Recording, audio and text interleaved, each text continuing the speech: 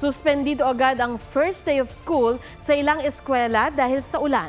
Mahigit 800 paaralan naman sa bansa ang hindi nakasabay sa pagbubukas ng klase dahil sa baha na dulot ng nagdaang bagyo at habagat. May report si Ian Cruz.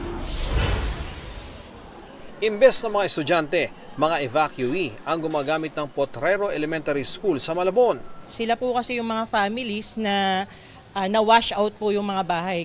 Nakatakdang ilipat ang natitirang 9 na pamilya sa evacuation center sa Barangay Tanyong. Minamadali na rin ang paglilinis sa ilan pang binahang paaralan. Para mas mabilis at maumabot kami siyempre para po sa August 5. Delay din ng 1 linggo ang pagbubukas ng klase sa Masambong Elementary School sa Quezon City.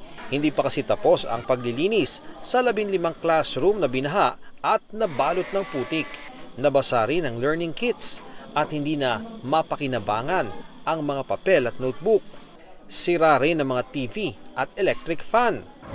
Bumuhos naman ang ulan sa Ilocos Region sa pagbabalik eskwela ngayong araw. 363 public schools ang nagsuspindi ng klase. Kanselado rin ang unang araw ng klase sa ilang bayan at lungsod ng Laguna dahil sa lakas ng ulan. Kabilang ang Binyan kung saan sana mangunguna sa class opening si Education Secretary Sunny Angara. Sa buong bansa, mahigit 800 paaralan ang hindi nakapagbukas ng klase ngayong araw. May ibang nagpapatupad ng blended learning. Maaari ring mag-Saturday classes para makahabol. Kailangan pagka na-miss yung weekday, sa weekend magme-makeup.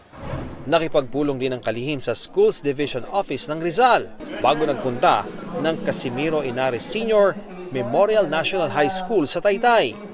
Sa huling tala ng DepEd, mahigit 20 million na nag-enroll sa kinder hanggang senior high school. Inaasahang madaragdagan pa raw ito, lalo't pwede pa rin mag-enroll kahit simula na ng klase. Ian Cruz nagbabalita para sa GMA Integrated News. Mga kapuso, alamin ang State of the Nation. Mag-subscribe sa GMA Integrated News sa YouTube.